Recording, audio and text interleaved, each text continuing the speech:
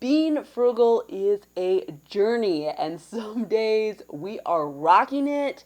We are meeting our financial goals, and we are so excited about saving money. And other days I'm like, what was that? Why did we spend that on that? And how are we going to pay for that? So today I'm sharing 5 things that have helped us stay frugal over the long term. I'm Lena. I make money at home videos. I share tips that have helped us reach our financial goals and still live a full life. Please don't forget to hit that subscribe button and ring that little notification bell. First up is write down your big goals. Sit down with your spouse and talk about what you want to accomplish with your money, with your life, what you want your life to look like in a year, what you want your life to look like in 5 years, in 10 years. What are your goals? It's easy to get off track with your financial life, your money goals, if you don't know what they are. So I would have goals in each of these categories. What are your monthly goals? What are your yearly goals? What are your 5-year, 10-year goals? And also don't forget, what is the goal that you are working on right now? So one of my favorite ways to keep track of the goal you are working on right now is debt-free charts. Go check out Heidi's website. It is awesome. Her charts are very affordable and so fun, and there's lots of different ones for whatever goal you have in mind. So get one of those so that you know where any extra pennies are going, so that you can see your progress and track it. Then for our 1-year goals, every year in December, we kind of sit down and talk about what we're going to do in the next year. And I put those goals on my circle chart. I'll leave a link in my description for how you can get your own circle chart. But there's a spot for goals on the side of my circle chart. And then I can also put where in the year I want to meet those goals. Like, I'm going to apply for a home loan here in June. We want to pay off our student loans by August. Write it down on your circle chart so you can see it. And when you're making your monthly budget and you're checking in about what your expenses are, you're like, we need to work on that goal some more, so that can keep you on track.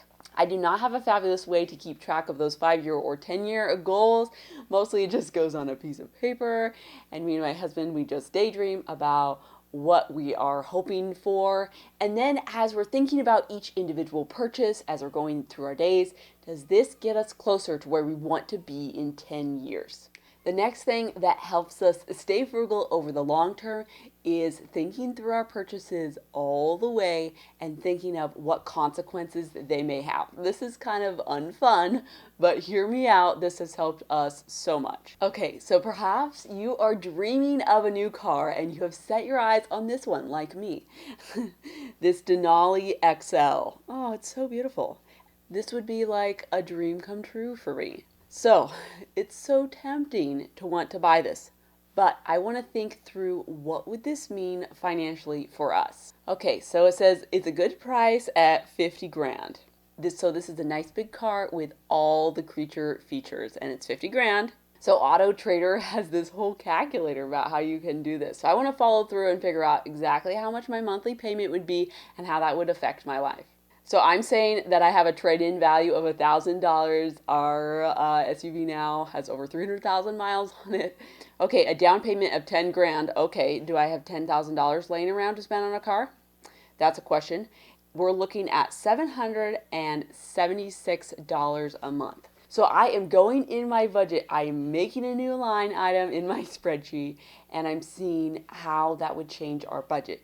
Do I have $776 extra every month that I want to be spending on this car? And then I also want to think about, what am I giving up to have this car? What could I do with $776 a month?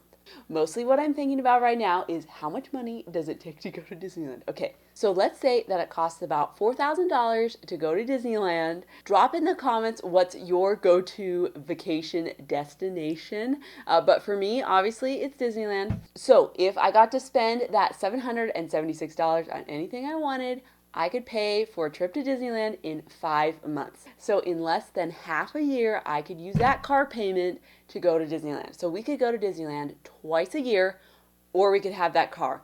And that really puts things in perspective for me. I'm not saying we're going to go to Disneyland every 6 months, but I'm saying I'm putting it in perspective of other things that I want and other things that I want to be part of my life. I want to go on trips. I want to see cool stuff. So now I'm thinking, you know what? The car that we have drives just fine. I like going on trips to cool places more than I like being in the preschool drop-off line in a really nice car. We are asking ourselves for big purchases. What else could we do with that money?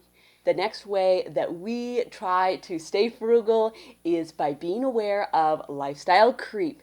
So this is where you start making a little bit more money and then suddenly, somehow, all that money disappears. You don't have extra money. You just start buying nicer things. You get a raise. You get a new car. You get a bigger car payment. And all that extra money is eaten up by your lifestyle creep. That lifestyle creep wants to come and eat your money. I like to think of it as like a little monster that's coming to eat your extra money. So be aware of the lifestyle creep. He's right around the corner. So have a plan. When you get a raise, what are you going to do with your extra money?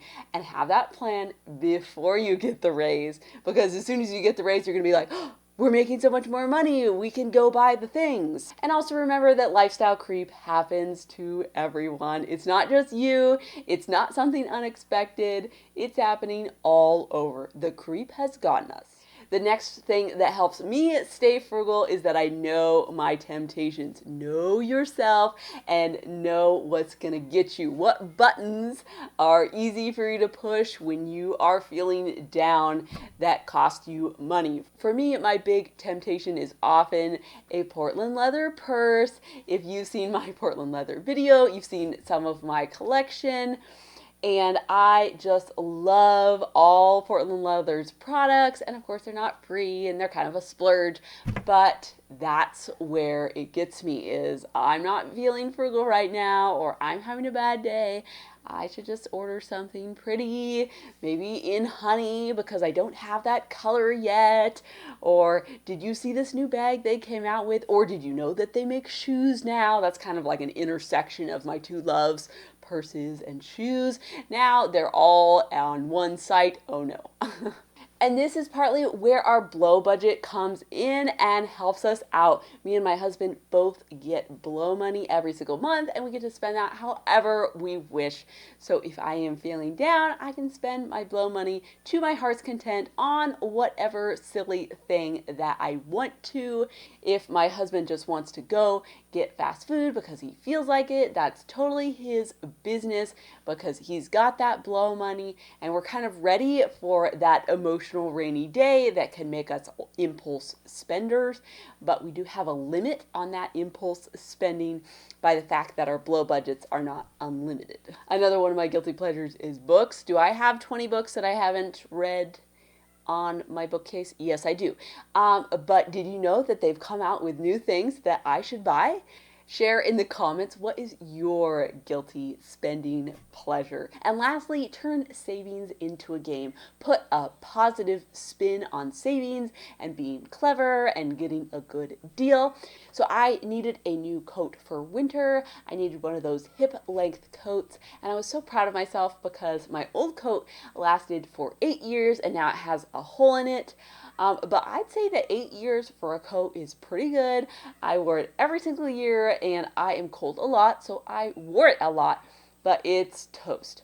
So I needed a new coat. So I started shopping around and I figured out that I could get a Columbia coat for $190 and that just sounded ridiculous to me. That's a lot of money for a coat. And I was like, okay, I wonder if Costco has one. So then we were looking at Costco.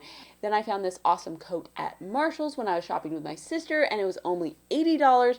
And I was like, I know this is a good deal because I have been doing my research and shopping around and I am so proud of this purchase that I made something that I need and I saved so much money on finding that coat at a better price. So anything you can do to turn savings into a game, share your wins with your family. Did you know that I got a $40 couch that would have sold new for $3,000? And then also, did you know that I got this beautiful table from a local furniture store. It was used. I got it for $75.